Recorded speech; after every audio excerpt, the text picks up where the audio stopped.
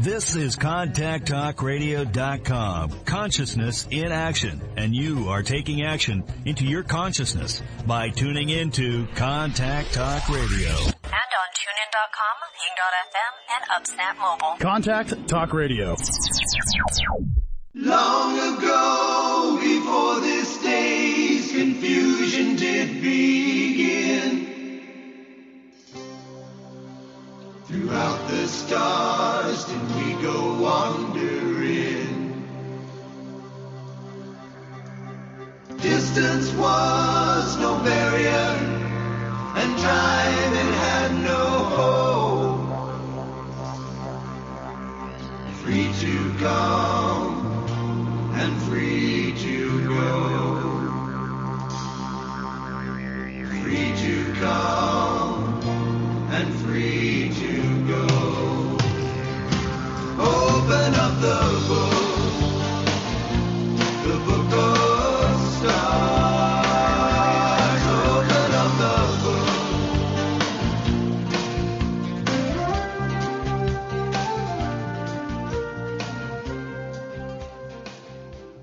Hello, everyone, and welcome to Karmic Evolution's Astrologically Speaking. I'm your host, SHERI Horn Hasan of Karmic Evolution Astrology, and I'm coming to you on April 7th, 2022 from Contact Talk Radio. Just a quick reminder that this show aims to bring you the truth about astrology and your soul's karmic evolution. So first, my usual housekeeping stuff, which is to remind you that you can listen to Karmic Evolution's Astrologically Speaking anytime by simply going to my website at karmicevolution.com and clicking on the upper right-hand portion of the banner labeled podcast. And from there, if you just scroll down a little bit, you'll see the most recent show posted. You can listen to it live, or you'll see it posted if you come to it later. And underneath is a button that you can search archived listings for past shows that you might have missed or ones to which you'd like to listen again. Separately, I would love it if you would follow me on my Facebook page. For those of you on Facebook still, Karmic Evolution for Your Soul, where you can sign up also for my Conversations About Consciousness newsletter. And finally, I'm offering still my 1-hour discounted Karmic Evolution Natal Insight reading to radio show listeners only for $99. And that's for those of you who are interested in astrology, want to learn more about the true meaning of your individual birth chart, because this is essentially a snapshot of the exact position of the planets at the precise moment and location of your birth. And because of that, your horoscope reveals a great deal about you. So if you're interested in delving into it and using it more as a tool for soul growth and greater consciousness, then a Karmic Evolution Natal Insight reading can be tremendously helpful for learning your soul's true purpose in this lifetime and how to move toward your highest destiny now. It can identify patterns of behavior that originated both early in this lifetime and or during past lives that now affect your current relationships, your choices about career and jobs, finances, and or your health. But to learn how these patterns may no longer serve your soul's karmic journey forward. This reading also provides you insights into what tripped you up in the past, because of course if you believe that your soul is reincarnated many times, then the soul has become conditioned to actually think a certain way, right? So your ego thinks a certain way, but there's an unconscious that a lot of times runs the show. It's the marriage or the marrying of these two that I set my sights to when I do these readings for my clients. So bridging the gap between the ego and our belief systems, where those belief systems came from, and the unconscious, which has experienced many different lifetimes, because again, if we believe that the soul never dies, the soul is energy, right? Never dies. It gives up the mortal coil, as Shakespeare says, and moves into a new physical incarnation. So if you'd like to gain greater awareness about all of this, because doing so can help you to entertain new perspectives and gain greater awareness through astrological insight because, why? Because it'll bring greater happiness and satisfaction into your life, right? What do they say? Knowledge is power.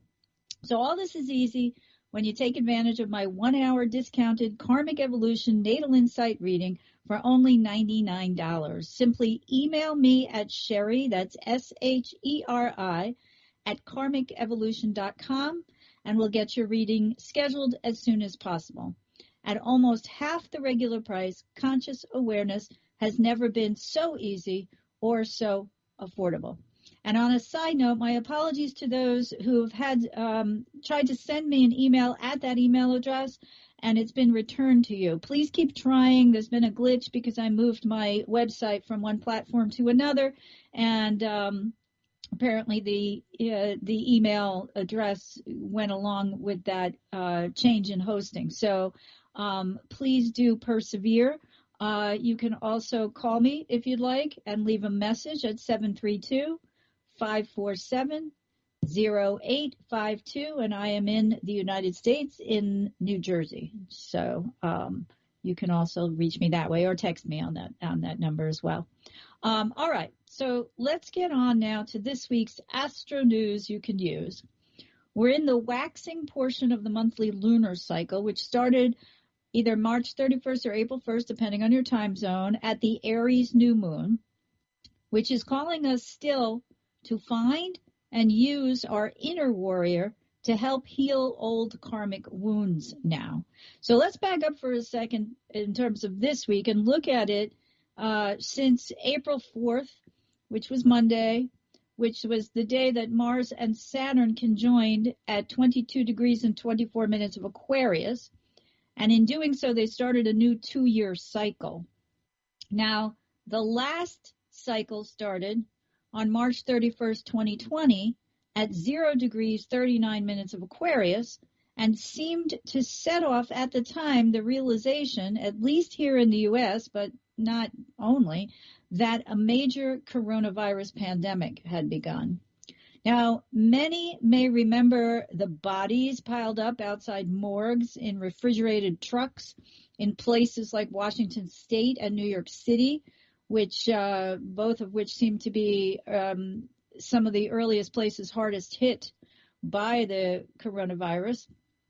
And New York City, of course, is where the governor called in the National Guard to help set up makeshift hospitals in Manhattan Central Park so they could isolate COVID patients from regular ICU patients to avoid further spread of the virus. And at that time, COVID-19 was spiking elsewhere around the globe, but we here in the United States were faced with overflowing emergency rooms, as I said, ICU patients, and the shortage of ventilators. So when fiery Mars meets cold, restrictive Saturn every 2 years, these two direct us to focus our martial energies in a disciplined manner. And that's exactly what happened in March of 2020, especially because this conjunction occurred in early Aquarius, which is a humanitarian sign. So the impetus for taking focused, disciplined action stemmed from the kind of frustration that emanates from these two planets, known in traditional astrology as the two malefics, or bad guys. Now remember, before the discovery of Pluto in 1930, it was Saturn who was the biggest meanie on the block. And Mars, the god of war, was always the aggressor or potential aggressor, but it's Saturn that represents the brick wall. So when these two come together, it's as if Mars is trying to beat up a brick wall. You know, we often describe this Mars-Saturn conjunction or Mars square Saturn or opposite Saturn as extremely frustrating because it feels like you're banging your head against the wall. So when they come together, again, it's as if Mars is trying to beat up a brick wall. So can you feel the frustration of trying to bang your head against an impenetrable, immovable, solid, heavy, I ain't going nowhere brick wall? If you can, then you get what this aspect can feel like. I've mentioned this before because I know I've talked about this before, but it's like when I have a client in front of me, it's like I put my hand up and I ask them to push my hand away, and I give them resistance, right? So if you're stuck trying to push something that isn't going to move when you do for a long period of time, you can feel almost the tension in your stomach. You know, that's part of what, like when your stomach is in knots, right? That's from that kind of frustration when you're rendered immobile, but you're really wanting, because the anger builds, right? It's like the more the anger builds, the more you want to move that brick wall, and the less the brick wall moves, the more the anger builds, you know? So this is the kind of energy that we're talking about here. And yes, it happens every 2 months, and 2 years, and then quarterly, you know, within that 2 years, you have the square, and then the opposition in a year, and then you have, you know, 6 months later, the waning square. So that's part of this cycle. Now, wherever the Mars-Saturn conjunction occurred on April 4th in your chart is a place where you might be overwhelmed by some kind of frustration, but the good news is that Saturn's discipline can direct Mars' actions towards a specific goal. For example, in 2020 and in the sign of Aquarius, this conjunction sparked the furious race to develop vaccines to help quell a global pandemic, or what we were realizing at the time was going to be a global pandemic. It also lit a torch under the understanding that COVID-19 knows no boundaries, and that those developing vaccines must do so with an eye towards sharing them with the rest of the globe, especially the poor countries who had no access to developing vaccines on their own. So in essence, the Mars-Saturn conjunction of 2020, again, lit the spark of worldwide COVID-19 war, against which many united to help others. And again, you know, lighting the spark is a Mars energy, and helping others is Aquarius. Or focusing is Saturn, and focusing on helping others, you know, is Aquarius. So I'm thinking here of our medical workers, our doctors, our nurses, our EMTs, etc., as well as those deemed essential personnel, because they delivered food and supplies to the rest of us, too worried about dying to venture out into society. Saturn's energy is restrictive, right? So we wanted to move Mars, but the only way we could do so that would benefit us was to focus on the hard work, Saturn again, of saving lives through vaccine development in the scientific or pharmaceutical world. That's Aquarius. Now, this most recent Mars-Saturn conjunction occurred again at 22 degrees, 24 minutes of Aquarius. So it occurred in the same sign as the last conjunction. And again, not to beat a dead horse, but we might note the humanitarian nature of the essence of whatever frustration's been sparked now that ignited into a recent war. So we all know, especially listeners of this show, about the Russian invasion of the Ukraine and the false claim that Russia did so to denazify Ukraine. We also know that since Mercury entered Pisces on March 9th, less than 2 weeks after Russia invaded the independent sovereign nation of Ukraine, that pictures and images started to emerge from the war. So with Jupiter and Neptune both in Pisces now and waxing into their exact conjunction at 23 degrees, 58 minutes of Pisces, next week on April 12th, meaning the energy is super strong right now, we've also heard Russia accuse the Ukrainians of manufacturing such images that are coming out of the Ukraine, calling them a hoax. Well, that word sounds familiar, right? So more on that in a little bit. But first, I'd like to read you a Facebook post that I came across after the conjunction was exact, or that next day or something, by an astrologer named Jeffrey Albert Geist, who did post it just a few hours before the exact Mars-Saturn conjunction perfected, and on April 4th, the evening of April 4th of this year, 2022, which I thought was pretty descriptive of the kind of energy that's begun this new 2-year cycle. So here I quote, "For astrologers, students of astrology, and those with some experience or interest, below is the astro map for the moment of the notorious Mars-Saturn conjunction that takes place in Kyiv, Ukraine, on April 5th, 2022 at 4:51 a.m., but that local time, but he said here in the U.S. at 9:51 a.m. Eastern time on April 4th. These conjunctions occur approximately every 2 years, and to be very brief, are associated with unusual cruelty. For example, torture and killing without mercy." And again, I'm going to interrupt his quote just to say this is based on a lot of the traditional interpretations when these two planets were the two bad guys, the two malefics. So that doesn't go away. We've just added Pluto to that in the modern context of, the potential for cruelty. So I continue with his quote. "Mars is the god of war, and Saturn is, in its more negative aspect, the grim reaper. Put them together, and certainly on the mundane plane, very bad things tend to happen. In fact, it's known as the cruelty conjunction. On the more humanistic side of things, and in deepest essence and even more simplistically, Mars is about taking action, and Saturn is about responsibility. In this sense, thus speaking to the challenge and issues of acting responsibly with the accountability of bad karmas when challenges of responsible actions are not met.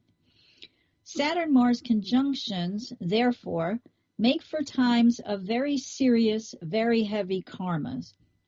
At the time of this posting, which is 4:15 p.m. Eastern Time on April 4th, the conjunction has not yet culminated, but it is an orb of operational effect, and we can only keep our fingers crossed that worse things won't happen when the exact conjunction occurs tonight at 9:51 p.m. Eastern than already have.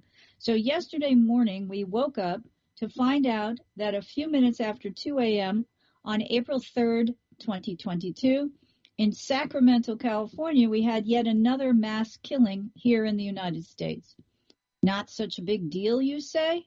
Happens all the time here? Okay. Well then, the next thing we became aware of was the revelation that there had been horrible murders with dead bodies of civilians who had been tortured and executed in the streets and out of them, as well as in the streets and out of them, as well as mass graves with hundreds of people in them, and worse, variously being called war crimes and genocide in a town called Bucha on the outskirts of Kyiv in Ukraine. So now, and here he, this is clearly him speaking. So now Mad Dog Vladimir Putin has already been renamed the Butcher of Bucha, and appropriately so. And appropriately enough, as per my telegraphic discourse on Saturn Mars, this fits the formula both for unspeakable cruelty as well as a worldwide cry for Putin being held accountable for his war crimes. But you know all this.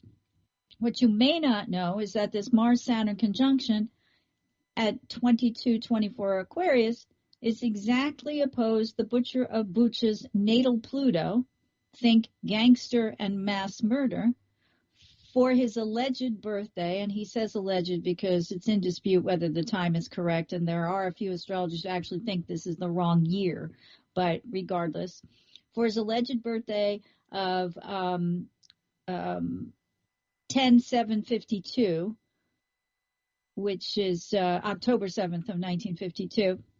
He's a Libra, in St. Petersburg at 9:30 a.m.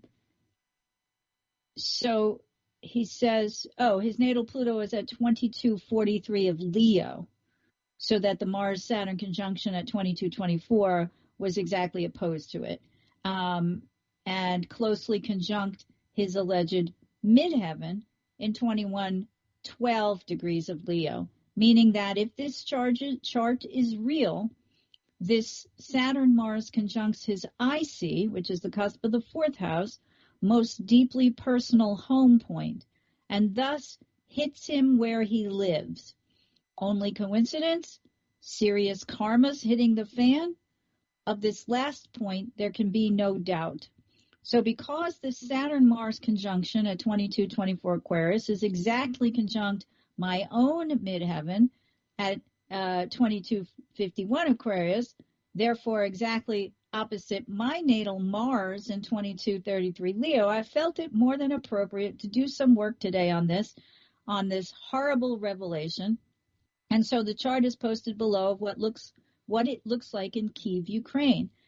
Not to overuse the word appropriate, but how perfect is it that the ascendant degree of this chart in Kyiv is exactly within approximately 1 degree conjunct the Mars-Saturn cruelty conjunction. If we move a little south and or east of Kyiv, it's exact. This is to say that since the ascendant of any chart is the physical body or face of any entity or event, that Kyiv, as capital of Ukraine and its surrounding area, can be thought of as the face of this conjunction as its veritable embodiment. It is clearly the face of an entity in much frustration and increasingly unbearable pain, though we would not be wrong to call this entity reflective of a professional Saturn soldier Mars. So, end quote. So as we enter the early phase of this new Mars-Saturn cycle, we can see the similarities in the revelations about cruelty, again, here imposed upon civilians, not even soldiers, mind you, in Ukraine's Bucha, with more expected to evolve into collective consciousness as Russian soldiers recede from Ukraine's northern and western cities, towns reportedly to concentrate, to regroup. A lot of them have gone north from Kyiv to Belarus to concentrate on its southeastern territory. And in that area, there's Mariupol, which has been under siege for weeks, and many people, political pundits, etc., and reporters have been expecting that if and when the Russian troops leave Mariupol, there's going to be similar kinds of carnage and destruction. So again, the point I'm trying to make here is that with the last Mars-Saturn cycle, which began in March of 2020, in the archetypal sign of Aquarius, and again, there's the second one this year occurred in the same sign. This indicates how we might best manifest working in a disciplined fashion towards a goal. In this case, toward humanitarian, progressive, and forward-thinking goals that can happen through a change in perspective and the kinds of revelations that bring to us outside-the-box solutions, right?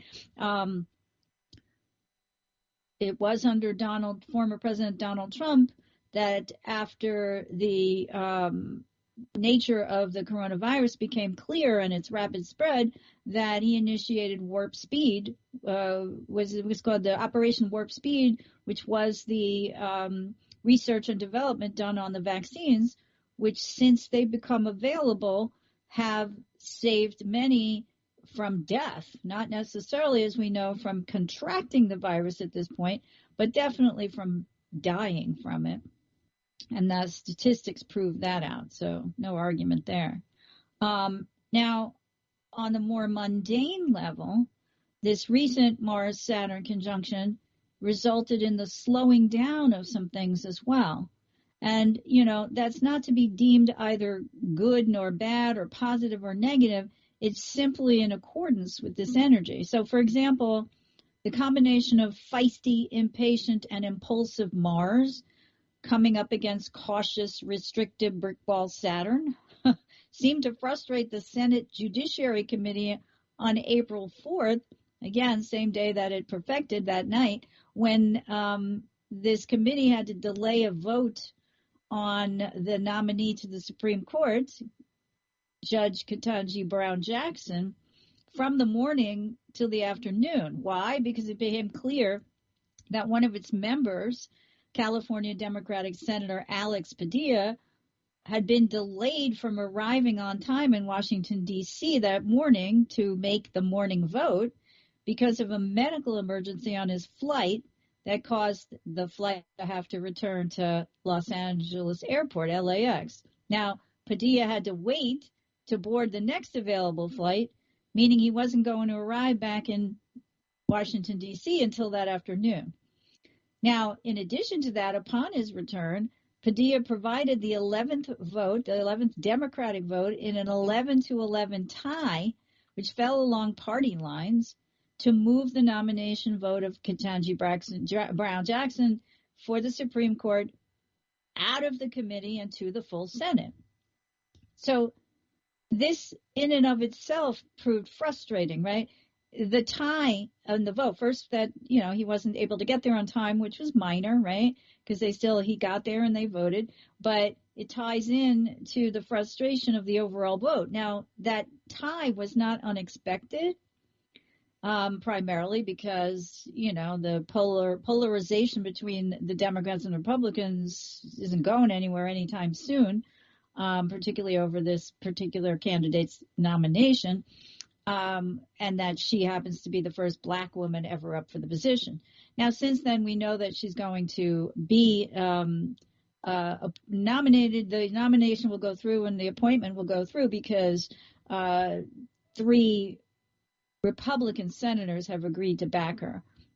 That's a different story, but the point is that this conjunction happening later on the same day of these delays was just an interesting little sidebar. And in other news, similarly, the Biden administration announced this week, too, that it's extended the pause on student loan payments until the end of the summer or August 31st. So notice the Saturnian nature of the word pause, right? Now, if you're a student or the parent of a student or the relative of a student, that's certainly good news, right? So again, you can see that these astrological aspects don't necessarily favor one way or another. Now, when Venus entered Pisces on April 5th, and as more and more images of carnage and cruelty emerge, you might remember that last week or the week before we talked about Mercury's entrance into Pisces and how communication through images was going to really become more prevalent. But Venus joined him, Mercury moved on to Aries, but Venus now entered Pisces, like I said, this week on April 5th, and it became more difficult for many of us to separate ourselves from others emotionally. Now, we can see this in the big picture based on these global events that, like Jeffrey Albert Geist, the post that I read to you is just magnified on the big screen, right? But even if we boil that down to our personal lives, we can know that, we may be feeling others' pain, another person's pain more acutely now than normally. But the pictures that have emerged since the Mars-Saturn or at the Mars-Saturn conjunction, I think he talked about, and it was early on April 4th, before the conjunction or the day before, but it caused the U.S. to immediately authorize another $100 million in weapons for the Ukrainians to use in their fight against the Russian army. Of course, we've had other countries making similar proclamations and having them do support the Ukrainians both militarily and in other ways, as long as they don't put their boots on the ground and violate, any agreements with NATO or whatever.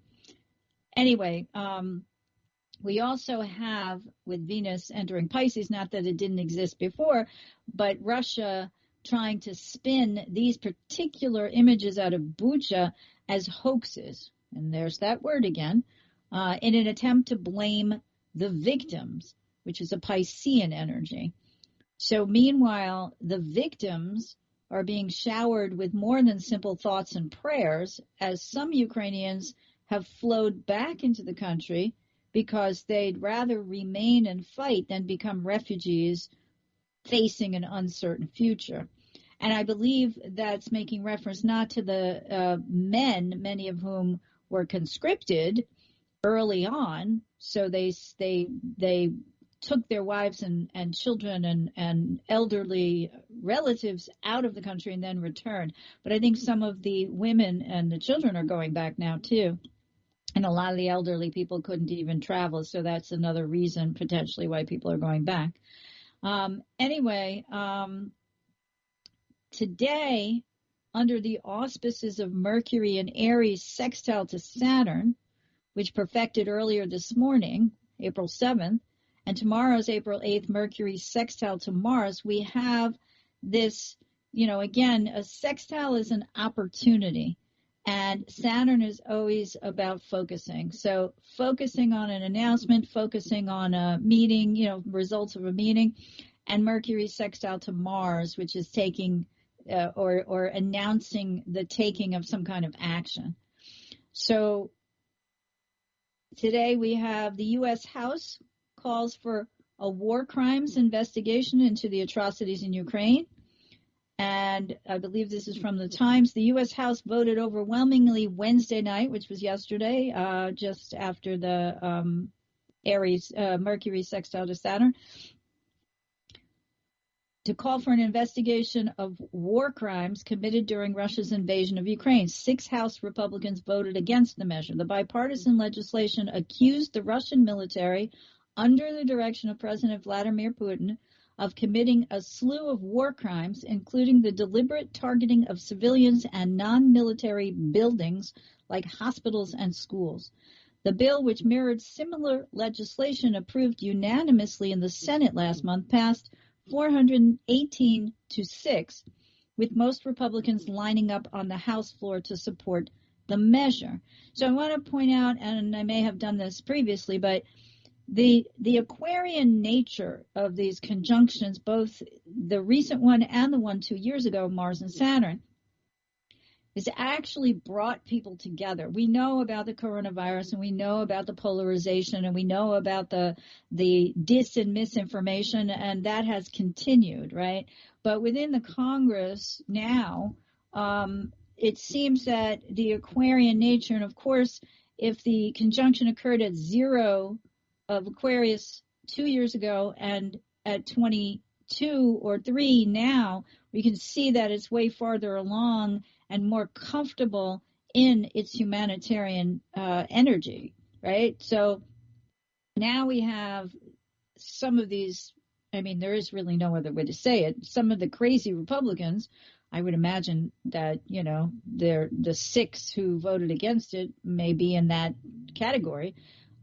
So all but those people uniting and standing together, right, for condemning Russia.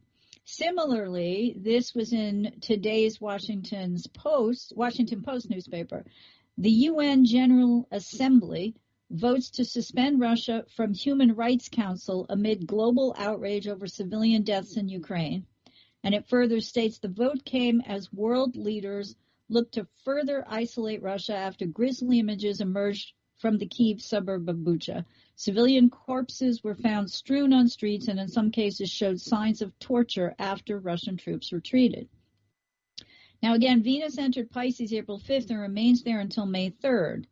And as she increases our empathy, we had to be aware that she can also make us more gullible. I mentioned that we can feel others' pain more acutely, and for those who are outright empaths, this can increase and our uber sensitivity can really do a number on us. This is especially true since after Jupiter and Neptune meet up in Pisces April 12th, Venus will then go on. As they start to slowly separate, Venus moves forward in Pisces and conjoins Neptune on April 27th, and then catches up to Jupiter on April 30th. So this period between now and then is a good time to beware not only of the outright deceit of others, but of how we may engage in self-deceit now too. Fool me once, shame on you. Fool me twice, shame on me is a good cliche to remember during this time period. as well as all that glitters is not gold. Again, if somebody offers to sell you the Brooklyn Bridge for $5, you might want to think about it. You don't just jump. So watch for more propaganda and distortion of facts, misinformation, disinformation. When Mercury in Aries forms a cardinal initiative square to Pluto in Capricorn on April 10th. And that happens about 12 hours before the messenger god moves into calmer, less bombastic Taurus, where he'll stay until April 29th. Now, here's what I wrote at the beginning of this week. Interest in succeeding in our personal initiatives becomes paramount as we continue to work seriously toward taking charge and tackling projects as Mercury moves on to sextile Mars in Aquarius April 8th. Debates take on a less argumentative tone that's more open to, real, true debate now, as this energy is good for stating one's case in ways that help convince others of the logic of our viewpoint. I don't think I have to remind everyone, and even if you aren't keeping abreast of the news because your life is busy and, you're more interested in taking care of other things, that's totally, completely understandable. But Ukrainian President Volodymyr Zelensky's been making video presentations to anyone who will listen. Every head of state, every parliament, Duma, whatever they're called, Senate and House, Congress, as well as to the UN, where he really pretty much lambasted them for not doing anything. And he said, like I said, this news this morning is that the UN General Assembly votes to suspend Russia from the Human Rights Council. And Zelensky's the one who said, why? How can you have someone who violates human rights on the UN Human Rights Council? Like, think about it, dudes. So clearly the communication that he presented to them in a calm but firm fashion, right? Aries, Mercury sextile Saturn and sextile Mars to take some kind of action. He wasn't arguing with anyone. He was just making a case. Well, clearly he did it, and he did it well, and he got results. Now, I said also, which I just mentioned, communication becomes more intense and obsessive as we strive to really get to the bottom of things when Mercury squares Pluto in Capricorn on April 10th. Our compulsiveness may lead us to force our point of view on others or vice versa. But rather than coercing others to accept our single-minded point of view, it's better to use this energy to dive deeply into a subject of interest now, because in the process we can gain greater consciousness about ourselves and what makes us tick.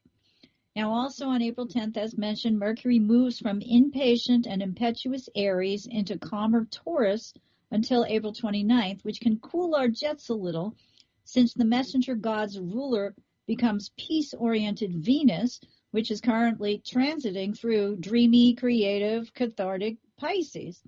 So expressing ourselves through creative endeavors not only places us into a meditative state, it can help us heal both ourselves and those around us now. And I'm mindful of, again, Zelensky's comments at the Grammys, which they played. They didn't allow him time during the Academy Awards, but last Sunday's Grammys, he talked about music and how the musicians in Ukraine are serenading the people stuck in basements and subway stations to keep themselves safe from the bombing. And, that music is a universal language.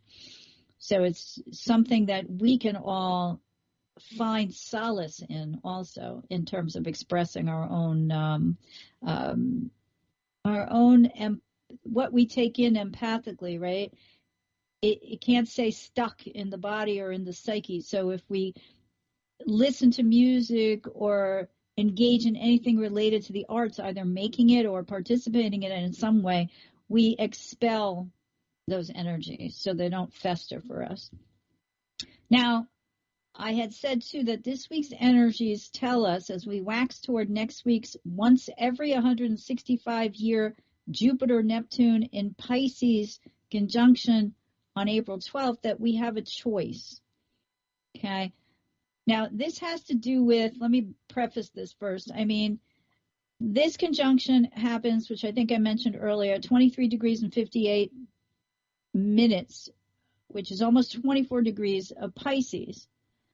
And that between then and now, I mentioned last week that Saturn has been squaring the nodes, and it will be doing so also during this conjunction. So we're really called to become our own best authorities, but we're challenged also not to get carried away with fantastic ideas or notions.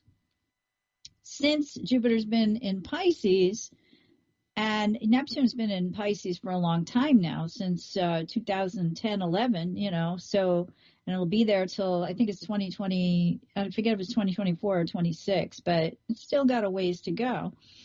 So fantastical thinking, none of us, I don't think, no matter where you are in the world, can have failed to notice the rise.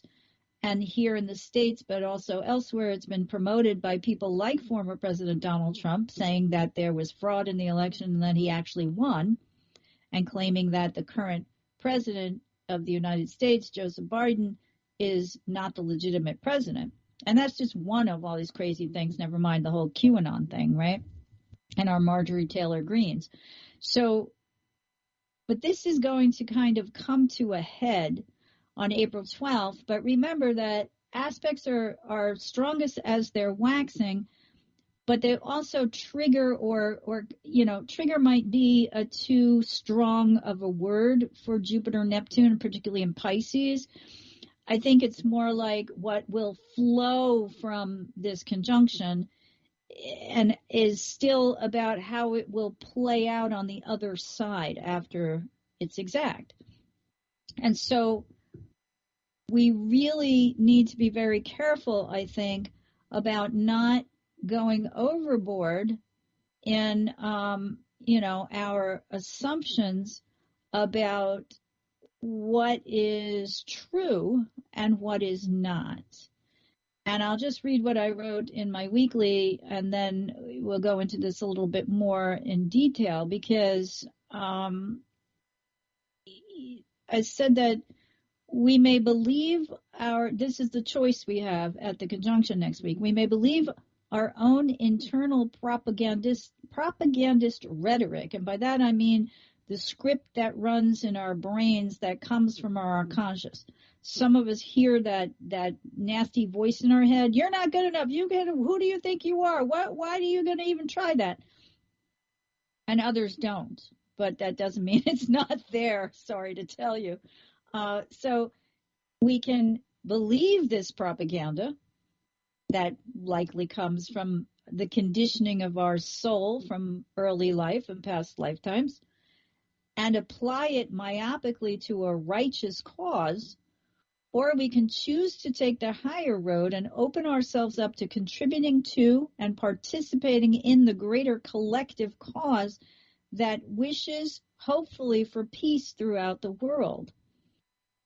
Now, Jupiter, of course, I bottom line the meaning of Jupiter, which everyone knows is about expansion. So on a literal level, when we're looking at a chart, Jupiter goes through your 8th house, the house of shared or joint resources, the house of inheritance. You might expand your fortune through the stock market, through getting a new job that pays you a bit more, by taking out a loan and buying a house, or through somebody's death where you inherit monies. But on a more esoteric level, Jupiter is the expansion of consciousness. And I've said that before. It also rules the 9th house, which in addition to being law and higher education and philosophy and religion, is the house of divination. So it represents our ability to really open up our consciousness to a higher plane. Now, Neptune is similar, but Neptune knows no boundaries. And Neptune, particularly in Pisces, is the ocean. The ocean ebbs and flows. We track it by the tides, but it comes in, it goes out, it comes in, it goes out. These are, Neptune is always associated with water, and Pisces obviously is the sign that it rules, at least in modern astrology. So it's a not moody exactly, but it just says that, over time, the only thing that can wear down rock is water. So it dissolves things. So if we go back to Jupiter for a second and we look at some of the traditional interpretations of what Jupiter represents, it's that we have the truth, that we have a moral righteousness. And because Jupiter has a connotation with religion, it's those who feel morally righteous about their beliefs. And that's why I wrote what I did about being, I didn't use the word righteous, but what did I say? Myopically, whatever, you got it. The thing is that Jupiter expands Neptune, and Neptune's already flowing. So as we approach the Jupiter-Neptune conjunction on April 12th, I want to point out that, number one, Jupiter takes between 12 and 13 years to cycle the zodiac. So a Jupiter-Neptune conjunction is not unusual. It happens every 12 or 13 years. But a Jupiter-Neptune conjunction in Pisces, because if you take 12 years and times it by 12, right, or in this case 13 times 12, right, then you get you get close to 165, which is why the last time this conjunction occurred in the sign of Pisces was in 1856. And in 1856, we were gearing up for the Civil War in the United States, right? It also brings this current conjunction into alignment in the U.S. Sibley chart, which is the chart of the United States that a lot of astrologers use, by opposing its natal Neptune and squaring its natal Mars. And the United States has a natal Neptune in its, I think it's the 9th house. Hold on, let me double check. Where did it go? I know it's here. Hold on. It has we have natal Neptune in our 9th house at 2220-something of Virgo. And right now, when this conjunction happens between the two, it'll be in the 3rd house opposite the Neptune in the 9th. But that Neptune in the 9th is squared by Mars in our 7th house at 2122 Gemini. But Liz Green, the Jungian psychological astrologer, talks about a Mars-Neptune frictional aspect, which includes the conjunction, the square, and the opposition, as manifesting often on the psychological level as the fantasy being better than the reality. And that brings us to a discussion about, which will continue probably next week, about the fact that as this conjunction waxes into fruition next week, on top of the Mars-Saturn, which started a new 2-year cycle, right? We now have to focus on something humanitarian that's going to help to save the greatest number of people. 2 years ago, the coronavirus vaccine. This year, these other things related to an unprovoked, unjust war. There was another breaking news piece that came right before airtime, and this is out of the New York Times. It says Congress voted to strip Moscow of its preferential trade status, that's Jupiter, with the United States, and to ban the import of Russian energy into the U.S. That also has to do with Neptune, we discussed last week. Neptune, Pluto, right, what represents oil and gas. So there you have, it's April 7th. And on the 10th, Mercury is going to perfect that square to Pluto. There you have a major announcement that's coming as that energy is beginning to wax in strength. You may see others, but we've seen a lot of them today, the UN also, and a couple of the other ones that I read. So this is just proving that point. Now, because the natal Mars square to Neptune exists from the 7th house to the 9th house in the Sibley U.S. chart, we have the potential that this is a nation that is founded a great deal on the fantasy of manifest destiny and the taking over of, what's the word I want to say? That the land is infinite, right? That, you know, they didn't have aerial views. They didn't have airplanes. They just landed on the shores and were like, every time we keep moving west or east from whichever, you know, side we came at it from, or from the south to the north, we feel like this land is endless. So there's a development of this fantasy that we never end. And then, of course, the justification of taking the land from the indigenous in very, very cruel ways that amounted to genocide, which is an issue we're dealing with currently. The Saturn-Mars, or the Mars-Saturn conjunction, I noticed, is in the in the second house in the U.S. Sibley chart, but very close to the third house. And the third house is the near neighborhood. In addition to being the two big themes, communication and siblings, it's local commerce and trade, right? And because this conjunction opposes the 9th house cusp, here we have these announcements of breaking off trade. But back to the Jupiter-Neptune conjunction in Pisces, we really need to ask ourselves on a personal level, and here's what I had said before, where we might be believing our own internal propagandist rhetoric, because that's what it's become. It's not true. It's not true that we suck at this or that. Or even if it is true that we're not very good at something, we're still very good at something else. So it's myopic, right? To apply it to some kind of righteous cause, because that's what Jupiter can be. And the cause, the motivation for the cause is not the proper one. The motivation for the cause isn't, like, if the cause is to say, well, I suck at that, therefore I hate everyone who can do it, then we've got a problem, right? So we can take the higher road, like I said, and open up ourselves and join the collective, because Jupiter is expansion and Neptune is the collective.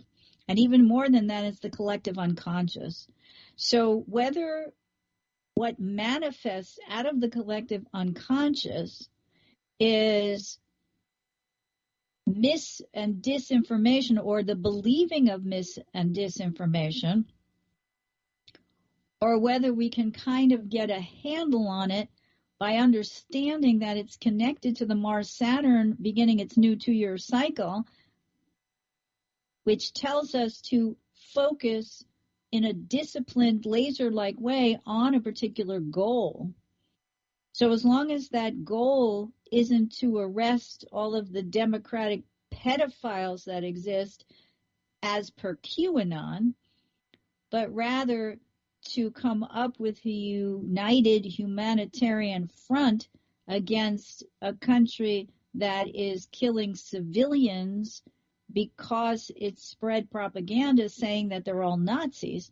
I watched something yesterday, and there was a first-hand account of one of the journalists, I think he was from NPR, and he was being interviewed on TV, and he said that the neighbors who had come out, when they spoke to the journalist, somebody said to him that the woman said, they took my husband or son-in-law, I can't remember which, and the Russians screamed, "Where are the Nazis? Where are the Nazis?" Which they didn't make too big a deal out of it on the news, but to me it was kind of like, okay, so we're going to assume that's a true story from an eyewitness, right? And if we assume that, then we can also assume that the Russian soldiers have been fed disinformation, as we know is true, because we know Putin has said that he sent his troops in to denazify the Ukraine, but that the soldiers on the ground actually believe this, because I think prior to that, we all thought it was just propaganda coming out of Russia, but not necessarily propaganda that he was using as the motivating force when he sends his troops in. You see the difference? So it's like he's telling so if these Russian soldiers on the ground actually believe that they're denazifying Ukraine and that the people they're killing, they're doing righteously so, then, that's a perfect example of the negative manifestation of this Jupiter-Neptune conjunction. So we want to, above all, keep it grounded. And that's exactly what Saturn and Mars in their conjunction is asking us to do. So as we go forward, I think it will become very important for everyone listening to think about this in the sense that Jupiter and Neptune also, I think, can represent the culmination of the dissolution of trust in things like our judicial system, etc. So we have to be very careful about what we know to be true, what we think to be true, and what is actually factually true. All right. There's so much more, and I'm sorry if I sound a little disjointed because I always have like a million thoughts going through my head at the same time. But I mentioned last week, too, that Saturn squares the nose right now, too, between the Mars-Saturn conjunction and the Jupiter-Neptune conjunction. And that we can ask ourselves now, where have we lost faith in our relationships with authority and authority figures? And that's the government, the legal system, the corporations. Okay, so I am going to have to sign off now. And we'll talk more about that and the rest of what's coming up for next week and the week after when you join me again next week on April 14th for another episode of Karmic Evolutions, Astrologically Speaking. Till then, may your journey be filled with karmic healing and the joy of greater consciousness. Namaste. Long ago, before this day's confusion did begin, throughout the stars did we go wandering. Distance was no barrier, and time it had no hope. Free to come and free to go. Free to come and free to go. Open up the book.